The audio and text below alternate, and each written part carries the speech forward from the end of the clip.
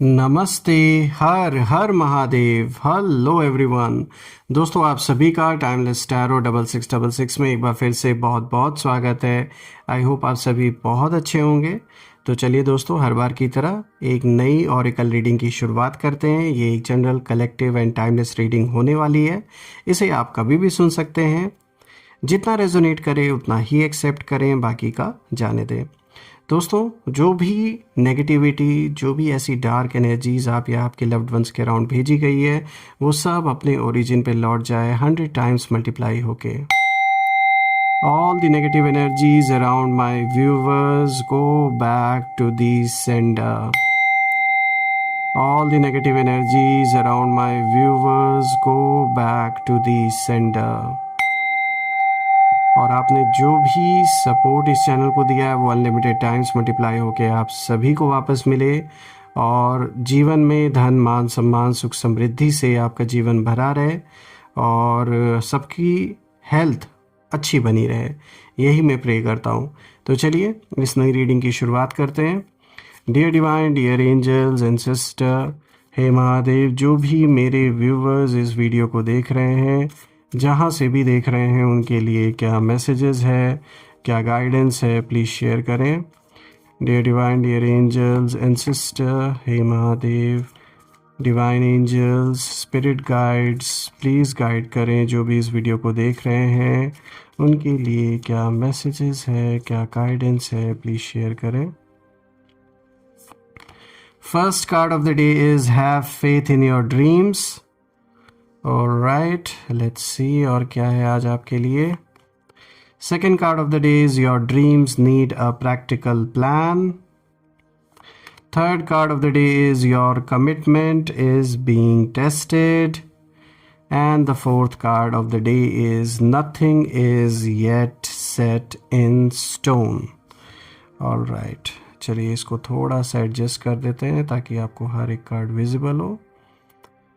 तो दोस्तों शुरू करते हैं। और सबसे पहले जब मैं आज इन कार्ड्स को देख रहा हूँ दोस्तों, तो कहीं ना कहीं ये सारे के सारे कार्ड्स एक बहुत स्ट्रॉन्ग एनर्जी इंडिकेट कर रहे हैं, जो कि कहीं ना कहीं इस और इंडिकेशन दे रहे हैं कि कुछ ऐसे लोग आपके जीवन में जिन्होंने अपना संबंध आपसे ख़राब कर लिया, चाहे लालच में आके, चाहे जेलसी के कारण, तो कहीं ना कहीं इनका भी ये हाल हो गया है कि काश इन्होंने पहले आपसे बात की होती, या फिर सिचुएशन शायद इतनी नहीं बिगड़ती अगर इन्होंने आपसे कम्युनिकेट किया होता, या थोड़ा सा अगर ये इतना नहीं अकड़े होते, थोड़ा सा झुक जाते। क्योंकि देखिए, यहाँ कोई झुकने वाली बात नहीं थी। जब आप तैयार थे सब चीज़ बातचीत करने के लिए, सॉल्व करने के लिए, तो ये नहीं रेडी हुए। उस समय ये अपने ईगो में रहे और अग्रेशन में आके इन्होंने गलत फैसले लिए, दूसरों के कहने पर इन्होंने गलत कदम उठाए, दूसरों के चढ़ावे में आके। तो कहीं ना कहीं इनका जो अब हाल है वो बहुत बुरा है। और बस यही बात है कि अगर ये झुक गए होते, या झुकने की भी बात नहीं थी, अगर ये सिर्फ आपसे कम्युनिकेशन जारी रखे होते बिना किसी और के इन्फ्लुएंस में आए, तो शायद चीज़ें सॉल्व हो सकती थी।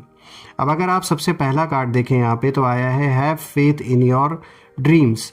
तो दोस्तों, जो सबसे पहला कार्ड है ये बहुत सॉफ्ट और इमोशनल एनर्जी लेकर आया है, क्योंकि वैक्सिंग क्रेसेंट मून की जो ऊर्जा है एक दिखाता है एक ऐसा फेस, एक ऐसा फेज़ होता है ये, जहां अंधेरे के बाद पहली हल्की सी जो रोशनी है वो दिखाई देती है। इस मून का ये मीनिंग है, जो वैक्सिंग क्रेसेंट मून होता है वो बेसिकली आप देख सकते हैं यहाँ पर इमेज में भी, कि ये चंद्रमा का एक ऐसा फेज़ होता है मून का, जहां अंधेरे के बाद पहली हल्की सी रोशनी दिखाई देती है। तो दोस्तों, इसका मतलब साफ है कि आपने हाल के समय में कुछ ऐसा सोचा है, कुछ ऐसा कहीं ना कहीं ऐसा सपना आपने देखा है जिस पर खुद आपको भी पूरा भरोसा नहीं हो पा रहा। आप मन ही मन कहते हैं कि क्या सच में ये पॉसिबल है, क्या मैं इसके लायक हूँ। लेकिन ये कार्ड बहुत प्यार से आपको एक साफ इशारा दे रहा है, हैव फेथ, जस्ट फेथ। आपके सपने अभी पूरे शेप में नहीं हैं दोस्तों। ये कह सकते हैं एक बीज की तरह है, एक सीड की तरह है, मिट्टी के अंदर। ऊपर से कुछ दिख नहीं रहा, लेकिन अंदर मूवमेंट हो रहा है। देखिए, यहाँ पर एक इमोशनल मैसेज भी निकल के आता है, वो ये है कि आपका दिल बहुत बार आपको संकेत देता है, लेकिन दिमाग कहीं ना कहीं डर दिखा देता है पास्ट एक्सपीरियंसेस के वजह से। और ये कार्ड यही दिखाता है कि जो भी सपने हैं वो छोटे नहीं हैं दोस्तों। टाइमिंग अभी परफेक्ट नहीं है, लेकिन डायरेक्शन बिल्कुल सही है जिस ओर आप बढ़ रहे हैं। रही बात इनकी ऊर्जा की, अगर हम बात करें जो आपके खिलाफ होकर बैठे इस समय, आपके जो भी एनिमीज़ हैं, जो भी दुश्मन हैं, साफ दिख रहा है कि वो लोग अभी कंफ्यूज्ड हैं। उन्हें लगता है कि आप बस सोच रहे हैं, कुछ कर नहीं रहे, और वो आपकी साइलेंस को वीकनेस समझ रहे हैं। लेकिन सच्चाई ये है कि आप अंदर ही अंदर तैयार हो रहे हैं और उन्हें ये बिल्कुल अंदाज़ा नहीं है कि आप किस लेवल की क्लैरिटी की ओर बढ़ रहे हैं अपने जीवन में। तो ये उनके लिए आगे चल के बहुत बड़ा सरप्राइज साबित होगा, अनएक्सपेक्टेड होगा, एक शॉकिंग मोमेंट मैं कहूँगा, इनफैक्ट सरप्राइजिंग से ज़्यादा। अब बात करते हैं दूसरे कार्ड की। तो देखिए यहाँ पे जो मैसेज है वो साफ है, your dreams need a practical plan. तो देखिए पहले ये आया ड्रीम से ही रिलेटेड, अब ये आया। तो दोस्तों यहाँ जो एनर्जी है बदलती है, क्योंकि पहले कार्ड ने सपना दिखाया जैसा कि आप देख सकते हैं, और अब ये कार्ड कहता है कि अब ज़मीन पर उस सपने को उतारना है आपको। तो यहाँ टॉरस की एनर्जी बहुत ग्राउंडेड होती है। ये फैंटेसी नहीं है दोस्तों जो आपने सपना देखा है, रियलिटी की बात है ये कार्ड आपसे पूछ रहा है कि ड्रीम है, अच्छा है, फीलिंग है, स्ट्रांग है, लेकिन प्लान कहाँ है। तो मीनिंग अगर हम देखें तो यहाँ इस कार्ड का यही निकल के आ रहा है कि आप इमोशनल तौर पे बहुत कुछ फील करते हैं, लेकिन प्रैक्टिकल स्टेप्स लेने में डिले कर रहे हैं। ये कार्ड कहता है कि स्मॉल स्टेप्स भी इनफ हैं। डेली कंसिस्टेंसी मैजिक क्रिएट करती है। ड्रीम को रूटीन चाहिए। तो यहाँ ये साफ है कि अब सिर्फ यूनिवर्स आप पर छोड़ना इनफ नहीं, मतलब सब कुछ ऐसे यूनिवर्स पे छोड़ देना इस वक्त इनफ नहीं है। यूनिवर्स आपका सपोर्ट कर रहे हैं, लेकिन एक्शन आपका इंतज़ार कर रहे हैं। यानी अब ये एक ऐसा वक्त है कि जब आपको प्रैक्टिकल रूप से कुछ चीज़ों पर डिसीजन लेने की ज़रूरत है, प्रैक्टिकल रूप से उन पर काम करने की ज़रूरत है। कोई आपने ड्रीम देखा था, कोई आपका गोल है जिसे आप अचीव करना चाहते हैं, या किसी डिस्प्यूट में, कॉन्फ्लिक्ट में आपको कोई ना कोई सही कदम उठाने का अब समय आ चुका है। अब सिर्फ सोच कर काम नहीं चलेगा, उसे प्रैक्टिकल रूप से करना भी पड़ेगा।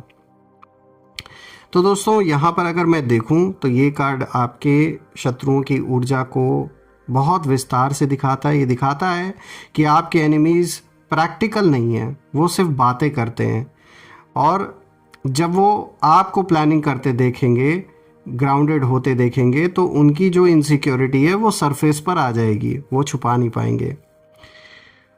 वो तब आपको डिस्करेज करने की कोशिश करेंगे दोस्तों, कि मतलब जब वो देखेंगे कि आप अब काम करने लगे हैं, आप आगे बढ़ रहे हैं, शांति से अपने काम पे ध्यान दे रहे हैं, कहीं ना कहीं वो ये प्लानिंग अभी भी कर रहे हैं, और ऐसा दिखाने की कोशिश करेंगे कि कोई आपको मतलब ऐसे बोल सकता है कि भाई इतना इजी नहीं होता, या तुमसे नहीं हो पाएगा, या आप इस चीज़ को रहने दीजिए। तो डिस्करेज करने वाले यहाँ बहुत लोग आपके अराउंड अभी भी हैं। लेकिन ये कार्ड साफ दिखाता है कि आप क्वाइटली उनसे आगे निकल रहे हैं, इसीलिए यहाँ रोकने वाले बहुत आपको आएंगे, बहुत मिलेंगे। अब अगर हम बात तीसरे कार्ड की करें तो देखिए यहाँ पर आया है your commitment is being tested. यहाँ पे फर्स्ट क्वार्टर मून की ऊर्जा है। और दोस्तों ये जो कार्ड है ये सबसे ऑनेस्ट कार्ड है, मैं कहूँगा। ये कोई स्वीट बात नहीं करता, ये सीधा सच बोलता है।